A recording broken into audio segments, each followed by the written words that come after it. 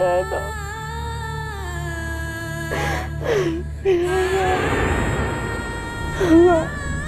কালামারে তুমি বাবা করে দাও। আর কিচ্ছু চাই না আমি তোমার কাছে। বেকুব মাইয়া জানি কোলার কাল। আমি বেকুব না, খবর জানা মাত্রই আমি আপনাকে ফোন করে জানাই দিছি। তুই একটা বেকুব আর তোরে ওই বাড়িতে পাঠাইয়া আমি একটা বেকুবের কাজ করছি। এই জন্য নিজেরে নিজে 100টা চড় দিতাছি, চড়। 100টা না 1000টা চড় মারেন। বেকুব তো হলেন আপনি। আমার হুশ ফিরছে দেখা আপনি খুশি না? হ্যাঁ মানে আমি খুশি হয়েছি, কিন্তু আরো খুশি হব যদি। এই মেয়েটা তো দেখছি পায়ে পায়ে কথা ধরছে, কখন যে ভুল করে মুখ ফসকে কি বলে ফেলি। উফ, ডাক্তার এখনো আসছে না কেন? আচ্ছা তুমি থাকো, আমি দেখে আসি ডাক্তার আসছে কিনা।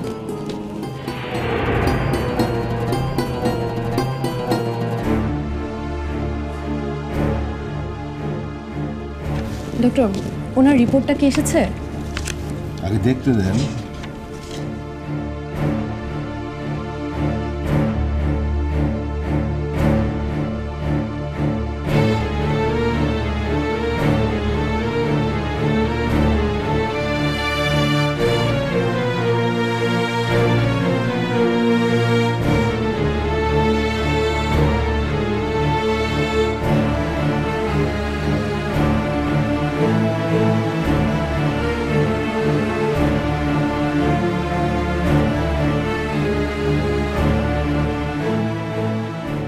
ডাক্তার স্যার, খালাম্মা কিন্তু হুশ ফিরা গেছে, এমন শুধু ঘুমাইতেছে সে। হ্যাঁ, নার্স বলেছে। বিষয়টা সত্যিই অবাক করার মতো। এরকম ক্রিটিক্যাল সিচুয়েশনে 24 ঘন্টার মধ্যে কেউ স্বাভাবিক হতে পারে না। তার মানে এখনো বিপদ কাটেনি, তাই তো?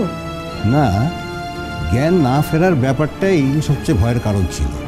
এখন সেই ভয়টা আর নেই। ওনার অবস্থা কাল রাতের থেকে ভালো, তবে পুরোপুরি সুস্থ হতে আরো সময় লাগবে। ডক্টর স্যার, খালাম্মা কি এমন কিছু খাইতে পারবো? আরে না না, সাবধানে থাকার জন্য আরো 12 ঘন্টা শুধু স্যালাইনে চলবে, অন্য কিছু না। রিপোর্টটা আমি দেখেছি, এটা নিয়ে আমি পরে কথা বলবো। আচ্ছা, আপনাদের দুজনের মধ্যে ওনার আত্মীয় কে? আমি আর কি ওনার। ও কাজের মেয়ে, আমি আপুর কাছে না, আমাকে বলুন। ও, ওনার স্টোমাক ওয়াশ করার পরে যে লিকুইডটা পাওয়া গেছে সেটা টেস্ট করার জন্য আমি ল্যাবে পাঠিয়েছি। সেখানে আচ্ছা ডক্টর, আমরা একটু বাইরে গিয়ে কথা বলি। আসলে রোগীর সামনে এসব কথা বলাটা, চলুন আমরা বাইরে যাই। ওকে।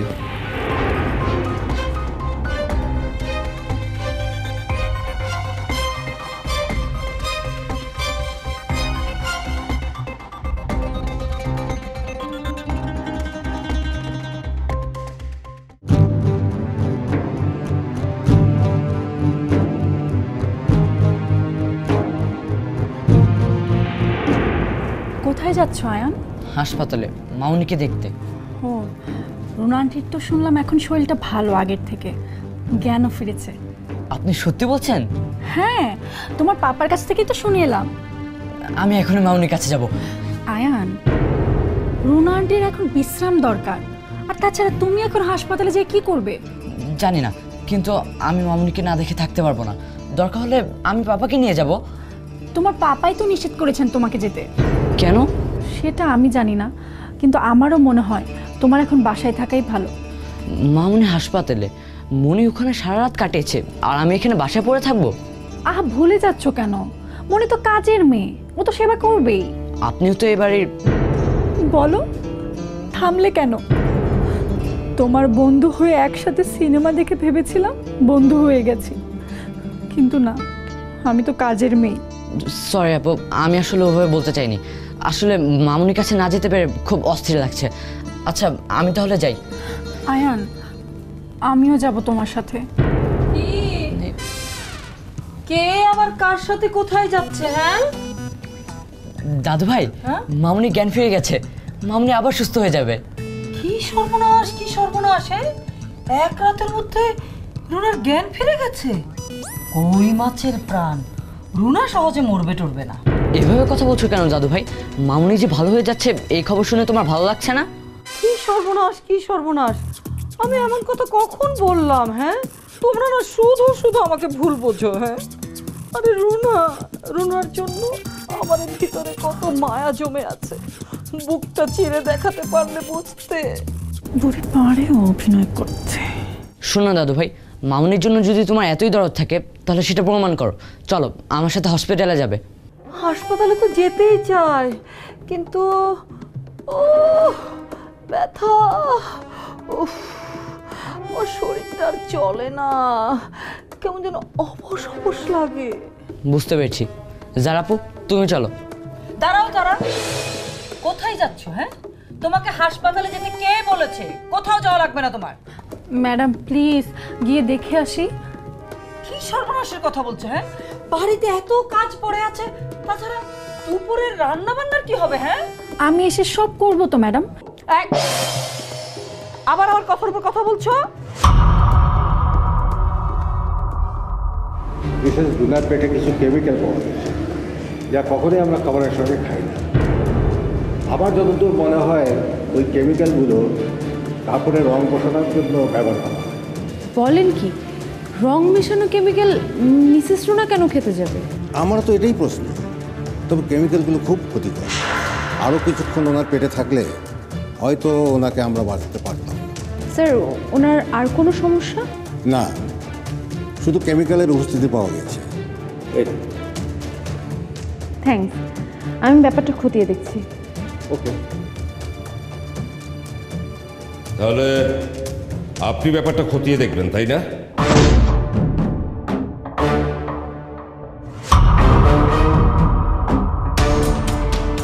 ওনার পেটে থাকা কেমিক্যালগুলো কিভাবে খতিয়ে দেখবেন বলুন তো? না মানে কেমিক্যালগুলো তো অফিসেই থাকার কথা। মিসেস রুনা মনে হয় কোনোভাবে কেমিক্যাল খেয়ে ফেলেছেন। উনি সুস্থ হলে জিজ্ঞেস করে দেখতে হবে। ওরা কি বাচ্চা না পাগল যে কেমিক্যাল খেয়ে ফেলবে? সেটাও তো কথা। আমার মনে হয় কি অফিসেরই কেউ চা কফির সাথে মিসেস রুনাকে কেমিক্যালগুলো খাইয়ে দিয়েছে। সর্বনাশ, সেটা তো আরো সাংঘাতিক ব্যাপার। ওনার চা কফিতে কে কেমিক্যাল মেশাবে? কার এত বড় সাহস? আপনি নামটা বলুন না, আমি এক্ষুনি ধরছি তাকে। না না সাদিক সাহেব, এভাবে আন্দাজে গিয়ে ধরাটা ঠিক হবে না। এমনও তো হতে পারে যে মিসেস রুনা স্টোর রুমে গিয়েছেন, ওখানে গিয়ে কেমিক্যালের গন্ধ নিয়েছেন। তাই না?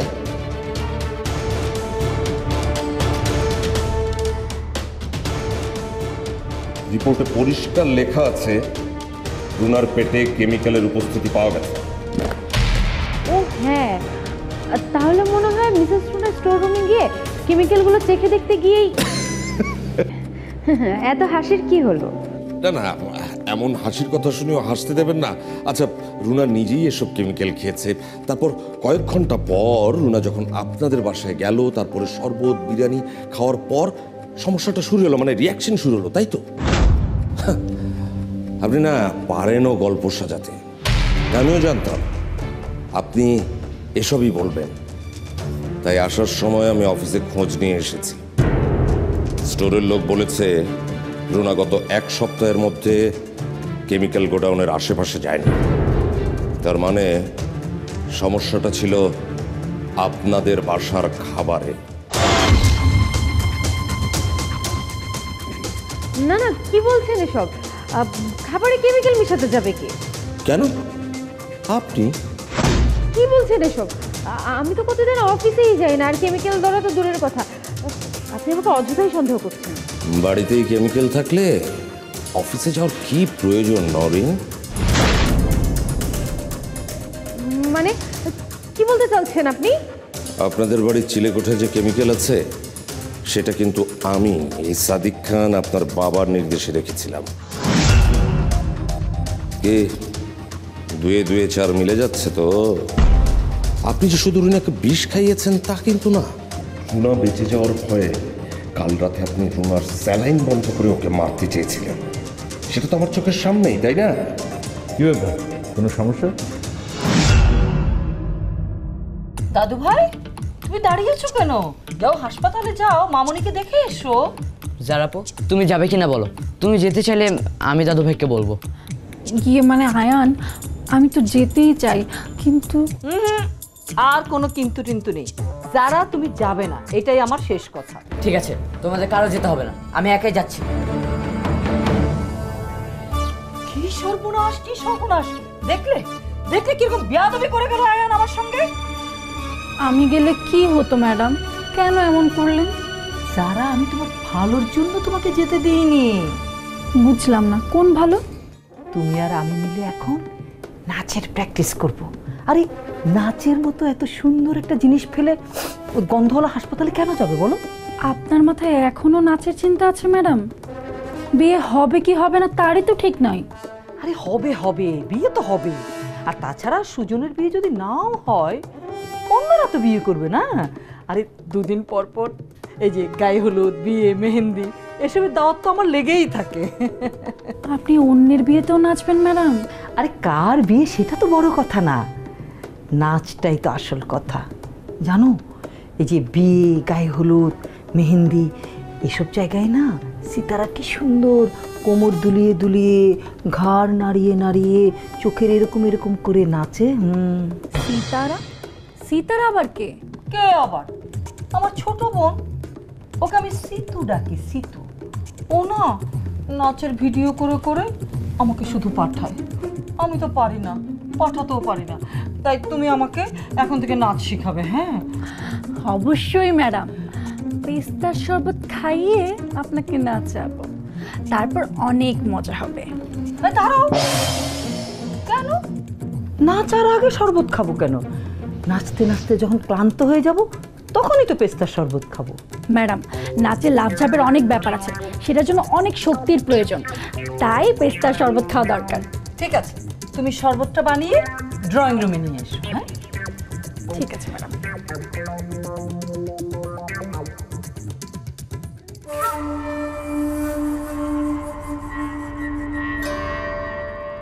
ইমিটেশনের সোনা রেখে কাল ভালোই বোকা বানিয়েছো বুড়ি, আজকে সেটার শোধ নেব আমি।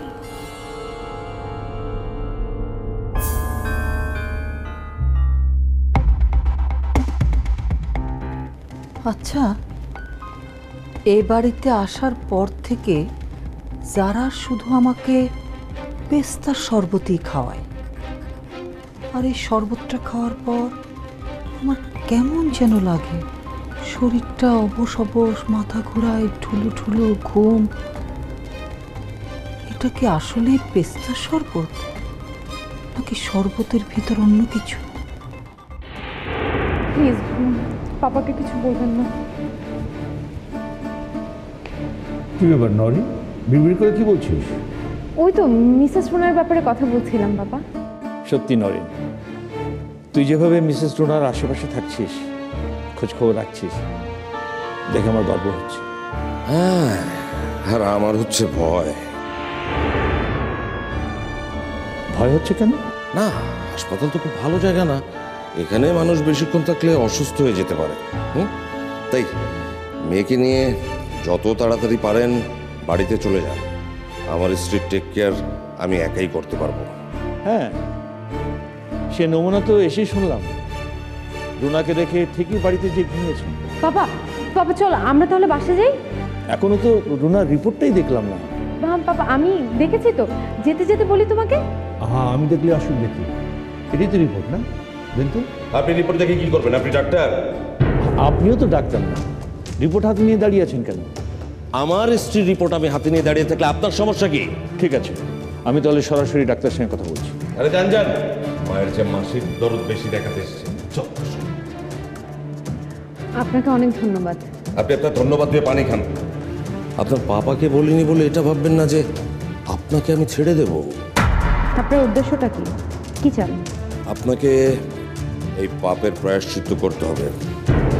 আপনার পাপাকে আমি ভিখিরি বানিয়ে রাস্তায় নামাবো। সেজন্য আমি যেটা বলবো আপনাকে ঠিক সেটাই করতে হবে। আর যদি না করি? তাহলে এই যে রিপোর্ট, এই রিপোর্ট নিয়ে আমি সোজা পুলিশের কাছে যাব, অ্যাটেম্পট টু মার্ডার কেস করব আপনার নামে। না না, পুলিশের খবর দেবেন না, আমি রাজি। আর পাপা ভিখারি হলেও আমার কোনো সমস্যা নেই, আমি শুধু চাই সব সম্পত্তির মালিক হতে। তারপর চ্যাম্পিয়ন টেক্সটাইলটা আমি আপনার নামে লিখে দেব। ওকে, তাহলে আপনার পাপাকে কি করে ব্ল্যাকমেল করবেন সেটার একটা উপায় বের করুন। সেই জন্য তো মিসেস রুনাই যথেষ্ট। তার প্রতি পাপার যে দুর্বলতা আছে সেটা নিয়ে। রুনাকে নিয়ে আর একটা কথাও বলবেন না আপনি। এরপর আর কোনোদিন যদি আপনি রুনার ক্ষতি করতে চেয়েছেন তাহলে আমি কিন্তু আপনাকে ছাড়বো না। আমি সরি, আমি এই বিষয়ে আপনার সাথে আলাদা করে দেখা করে কথা বলতে চাই। ঠিক আছে, তাহলে এক কাজ করুন, অফিসের পর অফিসের পাশেই পিকনিক রেস্টুরেন্ট আছে যে, ওখানে বসে কথা বলি, চলে আসুন। ঠিক আছে।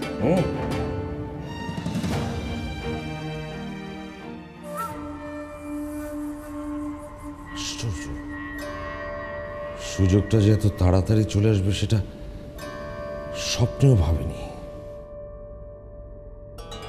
এবার তাহলে সুযোগটা হাতছাড়া করা যাবে না।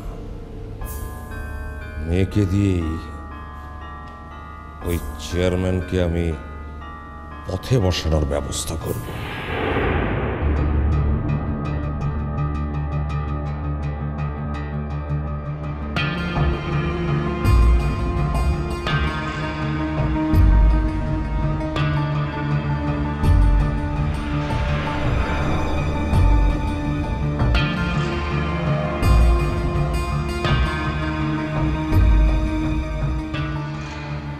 এইবার দেখবো যারা তুমি কি করে আমাকে ওই পেস্তার শরবত খাওয়াও।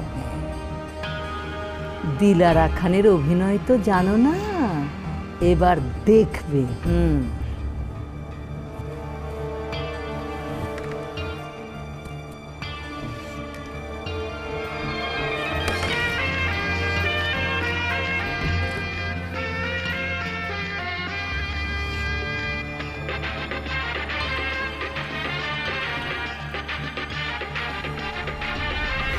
কি করছেন ম্যাডাম? হ্যাঁ, কিছু না ওই একটু কোমরটা দুলানোর চেষ্টা করছিলাম। ওই যে হ্যাঁ, কিছু করছিলাম না, এমনি। ম্যাডাম, শুধু নাচ দেখলেই হবে আর নাচলেই হবে, খেতে হবে না? এই না, আপনার জন্য ঠান্ডা ঠান্ডা পেস্তার শরবত নিয়ে এসেছি, খান।